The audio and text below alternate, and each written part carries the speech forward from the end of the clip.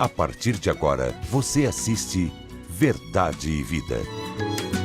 Um programa da Igreja Presbiteriana do Brasil. Nós estamos iniciando mais um programa Verdade e Vida e é uma grande alegria poder compartilhar com você e com a sua família a Palavra de Deus. No programa de hoje, vamos tratar de um assunto importantíssimo. Desperta, igreja, desperta.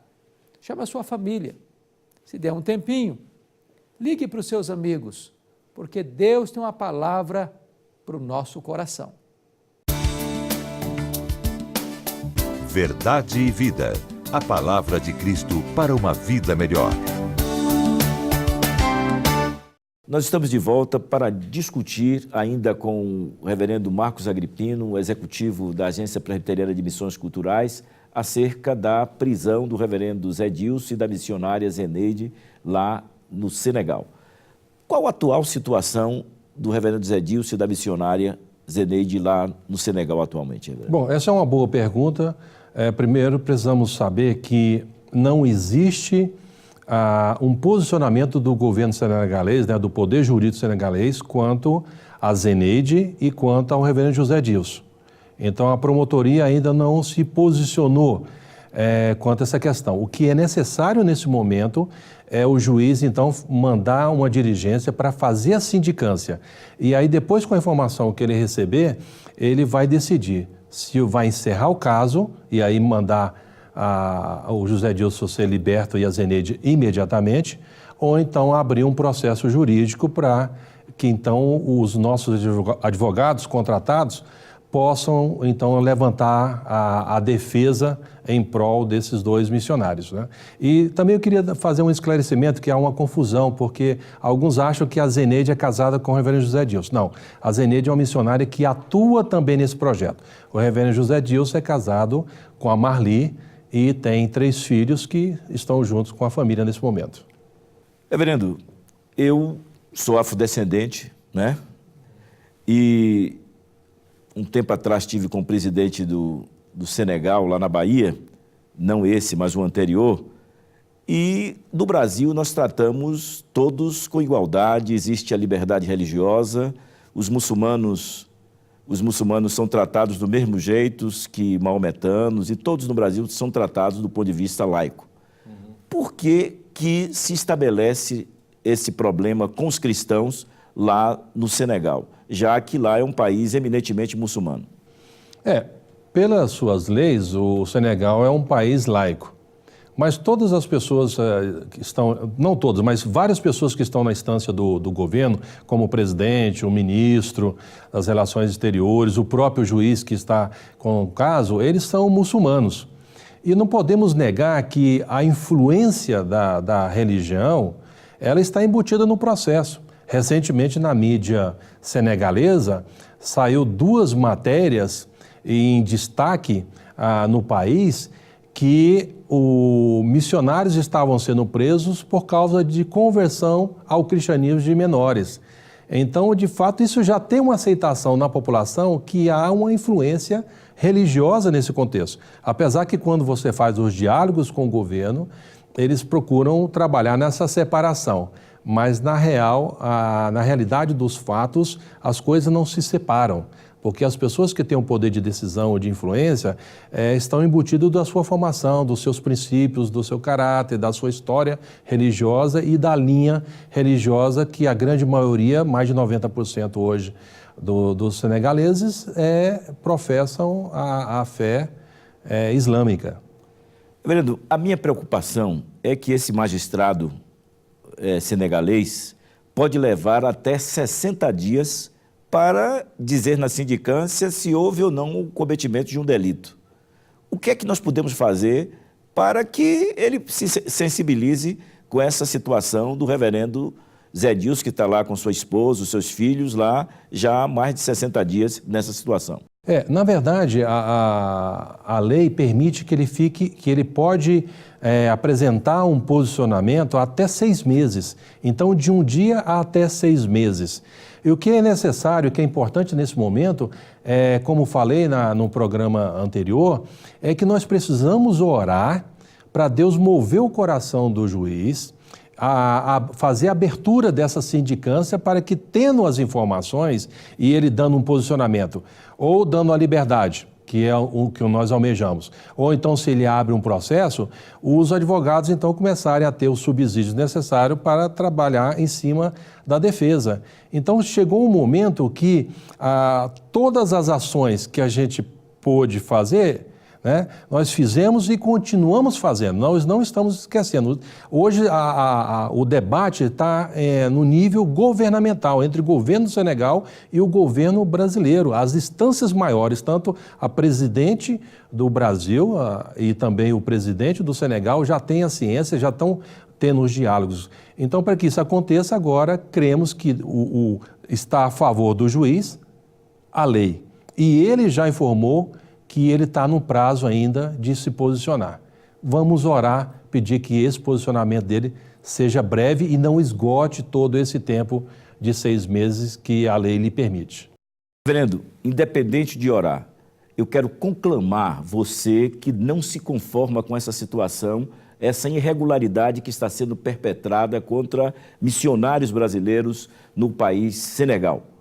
Então, se você não quer se conformar com isso, mande um e-mail para o presidente da República, para o ministro das Relações Exteriores, para que eles pressionem o governo que recebe muitas benesses do governo brasileiro, o governo do Senegal.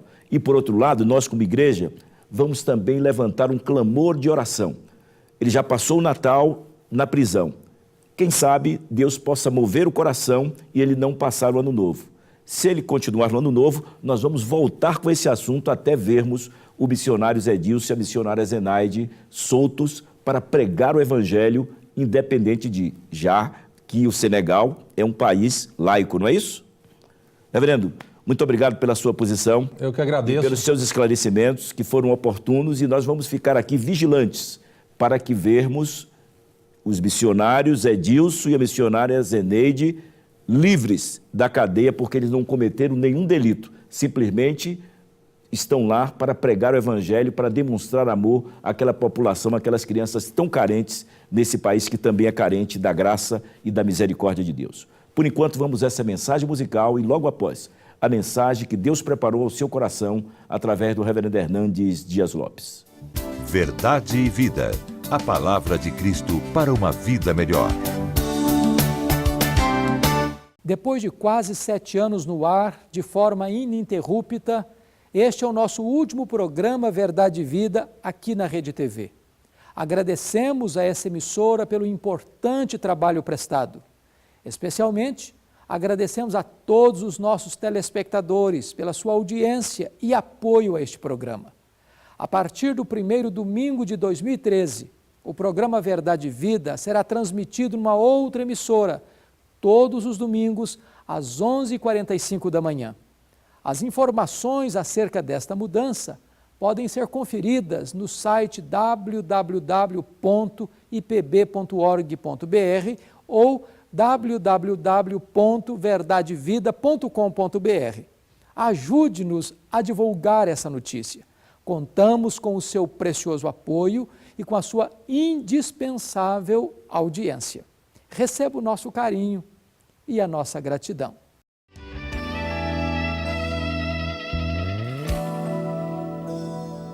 Eu sinto um verdadeiro espanto no meu coração em constatar que o Evangelho já mudou. Quem ontem era servo agora acha-se Senhor e diz a Deus como Ele tem que ser. Mas o verdadeiro Evangelho exalta a Deus. Ele é tão claro como a água que eu bebi, e não se negocia sua essência e poder. Se camuflado a excelência perderá. O Evangelho é que desvenda os nossos olhos e desamarra todo nó que já se fez. Porém ninguém será liberto sem que clame, arrependido aos pés de Cristo, o Rei dos Reis.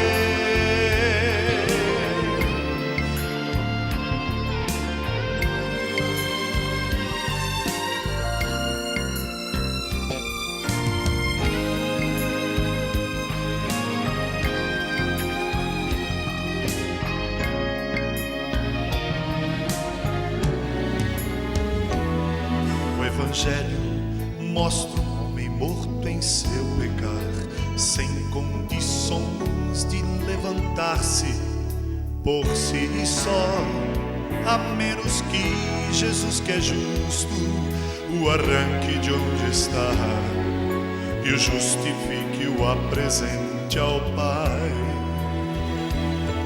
Mostra ainda a justiça de um Deus que é bem maior que qualquer força. Eu quero conversar com você sobre o tema de hoje, Desperta, Igreja, desperta, baseado em Apocalipse capítulo 3, versos 14 a 22. O Senhor Jesus Cristo estava andando no meio das igrejas da Ásia Menor para examiná-las, investigá-las, discipliná-las, corrigi-las e fazer promessas a elas. O que é curioso é que Jesus Cristo afirmou categoricamente para todas as igrejas: eu conheço as tuas obras, eu conheço o lugar onde tu habitas, eu conheço a tua tribulação, eu conheço a tua pobreza. Jesus conhece a igreja, ele tem o diagnóstico perfeito da igreja, ele sabe como estamos vivendo, sabe as coisas públicas e as coisas secretas, sabe aquilo que é feito à luz do dia e aquilo que é feito nos bastidores. Jesus conhece o nosso coração. O que é sério é que nem sempre aquilo que nós pensamos de nós mesmos corresponde com a verdade. Não há pior engano do que o auto-engano. Para a igreja pobre de Esmirna, Jesus Cristo disse: tu és rico. Para a igreja rica de Laodiceia, Jesus Cristo disse: tu és pobre. Para a igreja de Sardes, que se dizia viva, Jesus Cristo disse: tu estás morta. Para a igreja fraca de Filadélfia, Jesus Cristo disse: eu coloquei diante de ti uma porta aberta. O que é importante não é ser aplaudido pelos homens, mas é ser aprovado por Deus. O que importa não é ter nome bonito e credibilidade na terra, o que importa é ser aprovado no céu. Eu não tenho dúvidas de que a igreja evangélica brasileira precisa de ouvir a palavra que Jesus Cristo tem a dizer, especialmente a igreja que ele disse a Laodiceia. Quando Jesus examinou esta igreja, que era a mais rica igreja da Ásia, Jesus Cristo faz uma censura severa a esta igreja. Não obstante ter elogiado alguns aspectos das outras igrejas, para a igreja de Laodiceia não houve sequer um elogio, apenas censura. E o que me impressiona é que Jesus Cristo vai fazer 3 coisas ao analisar a vida desta igreja. A primeira coisa que Jesus Cristo vai fazer é um diagnóstico. A segunda coisa que ele vai fazer é um apelo. E a terceira coisa que ele vai fazer é uma promessa. Qual é o diagnóstico que Jesus Cristo faz da igreja de Laodiceia? Jesus Cristo escreve para esta igreja dizendo assim: essas coisas diz o Amém, a testemunha fiel e verdadeira, o princípio da criação de Deus. Conheça as tuas obras, que nem és quente nem frio. Quem dera fosses quente ou frio. Assim, porque tu és morno, estou a ponto de vomitar-te da minha boca. Pois dizes: estou rico, abastado, não preciso de coisa alguma, e nem sabes que tu és infeliz, pobre, miserável, cego e nu. O que me espanta no diagnóstico que Jesus Cristo faz da igreja de Laodiceia é o que Jesus Cristo não destacou. Por exemplo, Jesus Cristo denuncia nas outras igrejas problemas doutrinários, falsos mestres, falsos apóstolos, falsas doutrinas. E Jesus não faz nenhuma denúncia de heresias na vida desta igreja. Por exemplo, Jesus denuncia também problemas de imoralidade nas outras igrejas. Prostituição, influência de falsas profetisas, induzindo o povo à imoralidade. Igrejas que contaminavam suas vestiduras com práticas imorais. Mas não há nenhuma denúncia de Jesus para esta igreja de Laodiceia de imoralidade. A igreja vivia uma vida ética, dentro de valores aprovados pela sociedade. Terceiro, Jesus não vê nesta igreja nenhum sinal de pobreza e também Jesus não identifica nenhuma manifestação de perseguição a esta igreja quando outras igrejas estavam sendo assoladas por perseguição. Poderíamos sintetizar dizendo que a igreja de Laodiceia era uma igreja ortodoxa, era uma igreja ética, era uma igreja próspera e era uma igreja em paz. Não obstante tudo isso, Jesus Cristo se dirige a esta igreja dizendo: estou a ponto de vomitar-te da minha boca. Não estou com isso relativizando a importância da doutrina, da ética, da prosperidade, da paz. Nós jamais poderíamos abrir mão da integridade doutrinária da igreja, da fidelidade à doutrina, do apego inabalável e inegociável da verdade. Jamais uma igreja pode agradar a Jesus se ela transige com a verdade, se ela abraça as últimas novidades do mercado da fé, se ela negocia sua consciência e cai nas malhas do pragmatismo, pregando uma mensagem mais palatável, mais ao gosto da freguesia, para agradar as pessoas, em vez de levá-las ao arrependimento e à fé salvadora em Cristo Jesus. Não obstante a ortodoxia, a fidelidade doutrinária ser tão importante, só isso não é suficiente. Há muitas igrejas que são ortodoxas, mas abraçaram uma ortodoxia morta.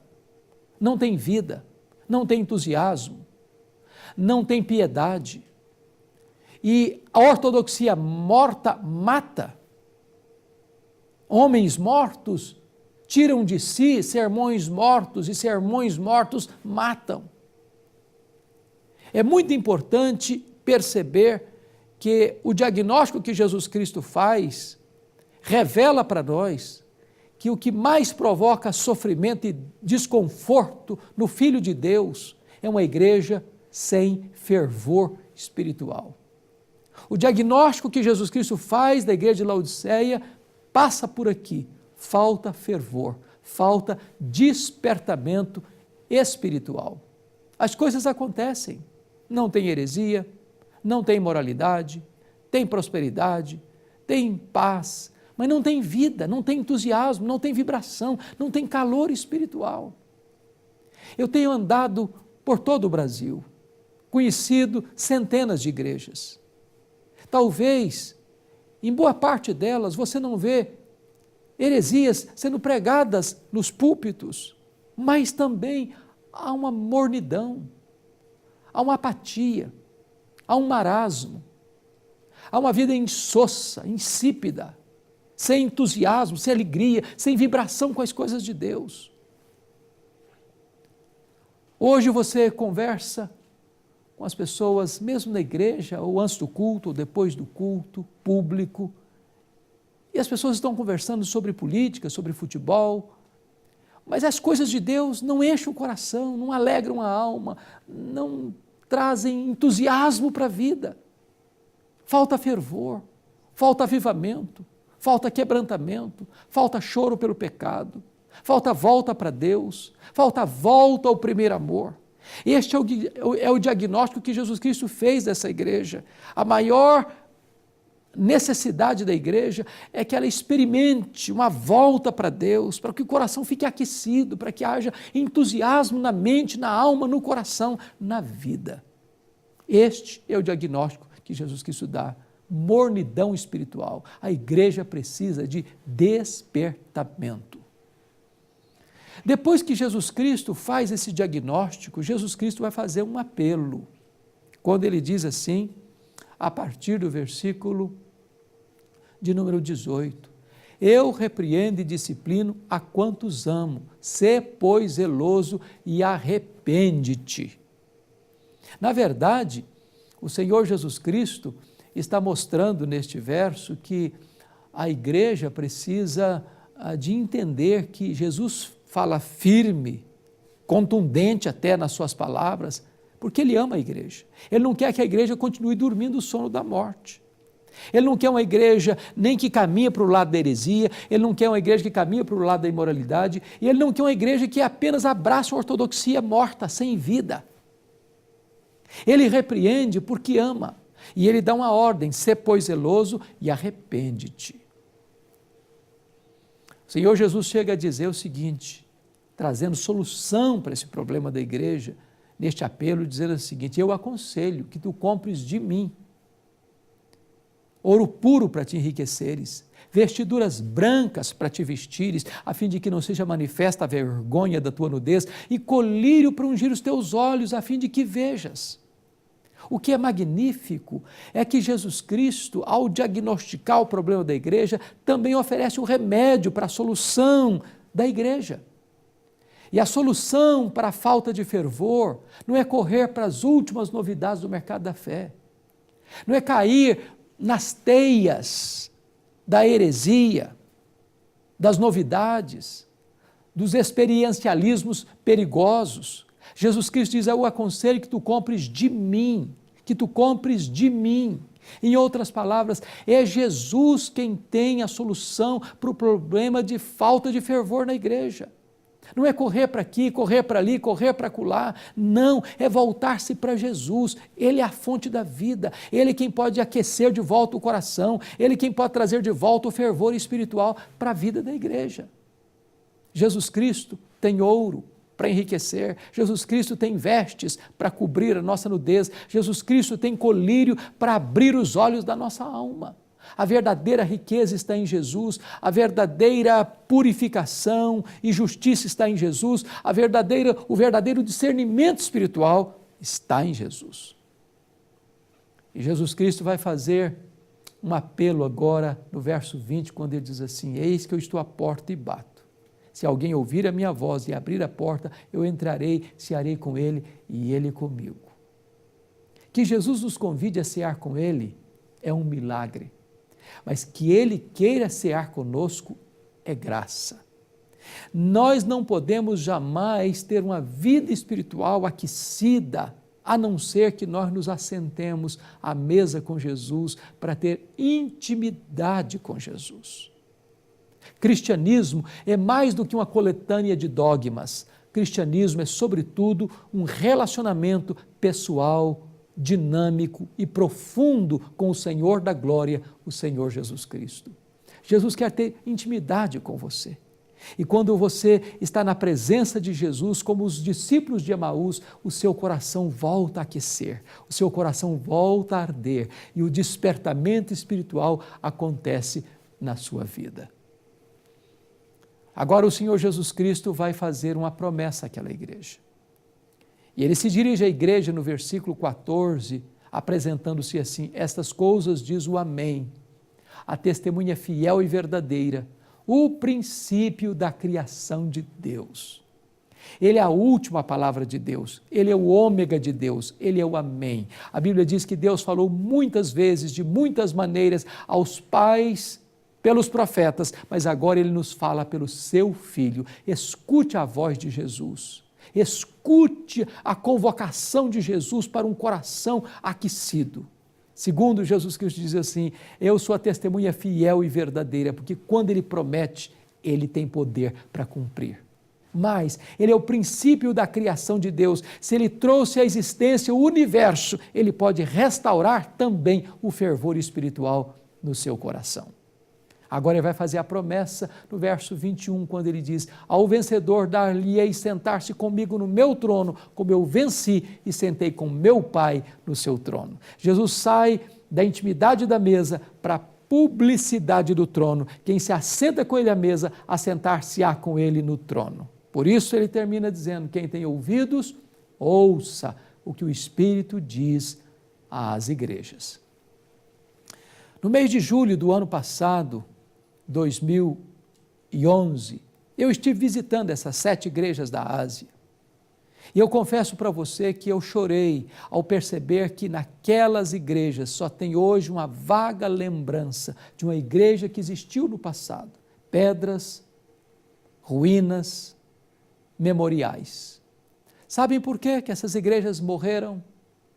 É porque elas não ouviram o que o Espírito Santo disse a elas. Nesta mesma região de Laodiceia e das outras igrejas, tem menos de 1% de cristãos hoje, porque essas igrejas não ouviram o que o Espírito Santo disse a elas. Hoje você e eu precisamos ouvir a voz de Jesus. Porque se nós não ouvirmos a voz de Jesus, para buscarmos a Deus, para termos uma vida cheia do Espírito Santo, para termos o fervor espiritual restaurado em nossa alma, pode ser que amanhã, num futuro, talvez próximo ou distante, apenas uma vaga lembrança de uma igreja que se foi. Portanto, desperta, igreja, desperta. É o Senhor da glória que nos convoca ao fervor espiritual. Eu quero orar em seu favor. Quero colocar sua vida diante do trono da graça de Deus. Deus amado, nós precisamos, mais do que o ar que respiramos, de um despertamento espiritual na igreja evangélica brasileira. Deus, nós não nos contentamos com apenas movimentação humana, com emocionalismo humano. Nós não nos contentamos apenas com a ortodoxia morta. Nós queremos a verdade, mas uma verdade cheia do entusiasmo. Queremos crentes cheios do Espírito Santo. Queremos ter luz na mente, fogo no coração. Queremos uma vida aquecida pelo poder do Teu Espírito. Portanto, ó Deus, desperta a Tua igreja, reaviva a Tua obra no decorrer dos anos e manifesta a Tua glória na vida da Tua igreja, em nome de Jesus. Amém. Eu sou o caminho, e a verdade e a vida. Ninguém vem ao Pai senão por mim. Na mensagem de hoje, baseada em Apocalipse, capítulo 3, versos 14 a 22, o reverendo Hernandes falou sobre o despertamento da igreja dos dias atuais. Primeiro, um diagnóstico, quando Jesus identifica a falta de fervor espiritual da igreja. Segundo, um apelo, quando Jesus desafia a igreja a comprar dele, sem dinheiro e sem preço, ouro puro, vestes brancas e colírio para ungir os olhos. Terceiro, uma promessa. Jesus tem autoridade para fazer promessas e promete que o vencedor assentar-se-á com ele em seu trono. Desperta, igreja desperta. Esse foi o tema da mensagem de hoje, que a partir de agora você pode adquirir tanto em DVD como em CD. Acesse o nosso site www.verdadevida.com.br e entre ali na nossa loja virtual e adquira esta, uma das 346 mensagens que aqui já foram lá, inteiramente grátis. Eu quero dizer a você que também pelo nosso site você pode tornar o nosso programa Verdade e Vida um programa autossustentável. Você vai clicar ali em Faça Sua Doação, você vai fazer o seu cadastro, imprimir o seu boleto e pagar em qualquer banco. Ou mesmo você pode fazer uma doação diretamente numa agência do Banco do Brasil para a conta 7.000, dígito 9, da agência 4442, dígito 3. Ou para a conta 68.000, dígito 1, da agência 553, dígito 3, do Bradesco. Eu quero lhe convidar para estar amanhã, pela manhã, às 9 horas, e participar com toda a sua família, da escola dominical, ali com classe para todas as idades, e do culto matutino. E à noite do culto vespertino, às 18 horas. Você vai dizer ali ao pastor, à comissão de recepção da igreja presbiteriana mais próxima da sua casa, que você estará ali para conhecer mais acerca da palavra de Deus. Não tenha medo, Deus está no controle. Esse é o tema do primeiro programa do ano de 2013, aqui pela Rede TV, agora às 8h30 da manhã. Queremos desejar a você, que assiste o nosso programa Verdade e Vida, um ano novo abençoado e abençoador. E que o Senhor Jesus seja o seu Salvador, seja o Senhor pessoal da sua vida e de toda a sua família. Essa é a nossa oração, o nosso desejo sincero. E até o próximo sábado, às 8h30, pela Rede TV, nessa mesma emissora. Até lá, e que Deus muito o abençoe e que você tenha um feliz 2013.